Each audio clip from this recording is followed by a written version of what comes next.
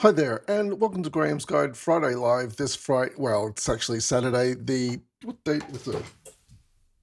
The 27th of May. Is it? Yes. Okay.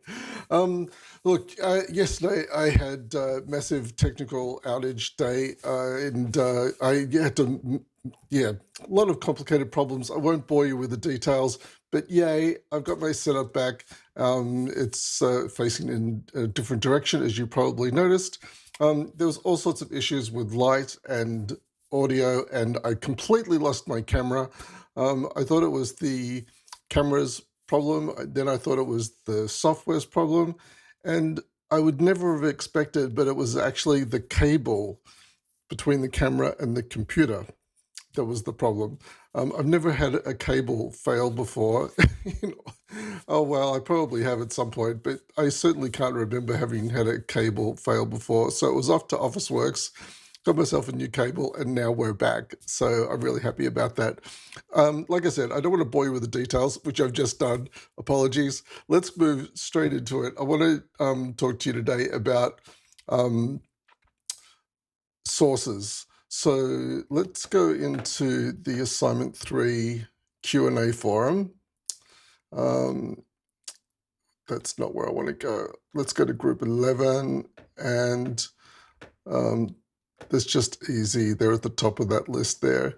And if you scroll down, you'll see a link here to a PDF that I created called Types of Sources. Now, I say I created this PDF. I actually modified a document that I found online, and I've given credit to the original source here. So if you want to go and have a look at the original source, there it is. I'm just going to increase the size of this a bit. But what I wanted to talk about was types of sources. So there are a couple of common areas that people could improve in assignment 2. So the average grade across our, we had about 1,200 students across our entire unit, and the average grade over that entire unit was 57%. So if you received a grade of around 57%, well, then don't feel too disappointed, because that was the average grade for 1,200 students. If you did better than 57%, congratulations, you're above average. So in this case, if anyone's ever gone into, I'll just quickly go there now. I posted a brief in the, where is it? Oh, where can I? Yeah, in the social space. Oh, there's 8 posts there. Well, I hope I don't show anybody else's post. But if you go in here, you'll find my post here in the social space at the top of the page. And I talk about my first attempt at university, which was very short-lived. For my first assignment, I got a grade of 60%. I chucked a hissy fit, and I withdrew, and I did not continue with my studies. And that was very disappointing. Well, I did eventually continue, but anyway, go in there, read the story. You'll find out all the gory details about how I left. I should never have quit. Getting 60% is, as I mentioned in that story, it's a demonstration that you actually did meet the marking criteria. And that was my first essay ever at university. And what was I expecting to get? A high distinction for my first essay? Well, I mean, that would have been nice. But anyway, it didn't happen. So anyway, why was I talking about that? Oh, yeah, that's just saying about assignment 2. So the average grade across 1,200 students was 57%. One of the reasons why students didn't do well, in fact, many students were not able to achieve a passing grade for this reason, and it was because they didn't write to the word count. Now, I read some really good work, including those ones that didn't meet the word count. Congratulations on your writing, because in fact everyone's writing was pretty impressive. But the minimum word count, it's called minimum for a reason. So the minimum word count is 1,350 words for a 1,500 word essay. So if you wrote less than 1,350 words. I've said this before, it's very difficult to pass your work because you haven't met the minimum required for the essay. Don't go past the maximum either, and that in assignment 3, it's the same. The maximum word count is 1,650 words. We stop marking at 650, so anything beyond 650 words will not be looked at. So make sure you're in that sweet spot. About 1,600 words is a good place to aim for. Alrighty, so the other, so word count was one thing. Sources was another area where some people could have improved. So citing our essential readings is critical to passing your written assignments, because you need to demonstrate your knowledge of our essential readings. That's what you're getting graded on. You're getting graded on your new knowledge of our essential readings.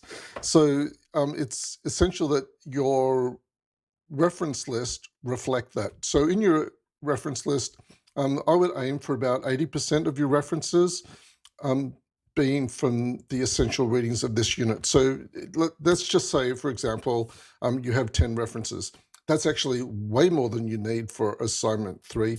Probably 5 or 6 references would be fine. I'm not going to put a number on it because it depends on how well you use those references. But let's say I'm going to use 10 because it's easy for percentages. So let's say you use 10 references. 8 of those should be from our essential readings, the literature that we've provided you in this unit. And there is plenty of literature in our reading list to support your writing. So you're not being starved of sources. There's plenty there. If you would like to do wider research, of course, that would be rewarded as well. But in this example of 10, then don't provide more than 2 references from wider research. Of course, you can make up your reference list of whatever you like. You don't have to listen to me, but I'm trying to give you a tip and a hint on how to achieve the highest grades, and that's by demonstrating your knowledge of the essential readings that we provided in this unit. And then, as I mentioned, if you do a little wider research, well, then you can pick up a few extra marks there if you apply that wider research with relevance to your discussion. So when it comes to wider research, what is a good source? And so on this document I've got here, types of sources. Here at the top, you see I've got a list of the types of sources, and the first one here is academic and non-fiction books. The next lot is scholarly and research articles. And as we go across to the right, they get less academic. So now we've got to professional trade and industry journals. There's also commentary and opinion journals. And I've provided examples under each of these headings. Then newspapers. Now, newspapers are not really a very good academic source. Even though the journalists that write the articles are professionals in their field, they may not be experts within the field that they're writing. So a journalist might be writing about education, but education may not be their field of expertise. So, I mean, if it is their field of expertise, well, then that could be a good academic source. But the other problem is that newspapers are not peer reviewed. So these sources on the left, these academic sources, which are online readers or books or specialist journal articles, these are peer reviewed before they are published. So it means that the author who has written them sends it off to the publisher. The publisher then sends it out to other experts to be reviewed. And these are reviewed by the peers of the person who wrote it, so other experts in the field. So that's what peer reviewed means. So newspaper articles are not peer reviewed. That article is sent to the editor, but it's not sent beyond the editor to other experts for peer review. And then moving along on the right, then there's also popular magazines, and I've listed some here. They're sort of in the same category as newspapers, even though these popular magazines might go in more depth. Again, they may not necessarily be written by experts in the field, but they probably are written by professional journalists. On the right is the internet. The reason why the internet is on the right here, not because it's not because it's the least academic resource, but because there's everything there from the least academic to the most academic. So the internet can be a gold mine of wonderful academic journals. It can also be a bit of a rubbish tip of sources that are not worthy of citing in your essay. And an example of this is Wikipedia or Wikipedia. There's a lot of good information in Wikipedia, but it's not considered an academic source, and it's not good for academia because it's not peer reviewed. Those articles are they could be written by anybody. We don't know who wrote them many times. So we can't give credence to Wikipedia, even though sometimes the sources are very good. We just don't know who has written them or what the source of their information has been. So go in and have a look at that document. Types of sources.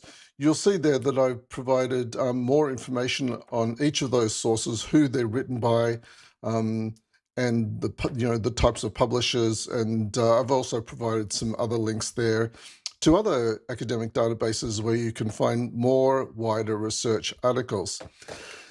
Let's go now into the Swinburne Library by clicking here on the help, because I just want to show you quickly an easy way of finding peer-reviewed articles. If peer-reviewed articles are the best, how do you find them? Go into the library. So this is at the library front page. I'm just going to go into the normal catalog here. I'm just going to type metacognition because that was one of the topics that we covered this teaching period. Metacognition, let's say metacognition for university students, because we want to know the relevance of metacognition to you in your studies and of course beyond.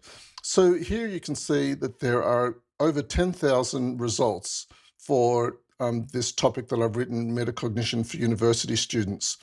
Over here on the left-hand side, you can apply some limitations to this to refine the results. So let's first of all change the date. Let's choose the date, everything from 2018, because we only want, let's say for this example, we're only looking at research that was, or publications in the last 5 years. So let's click on 2018 to 2023 and click on refine.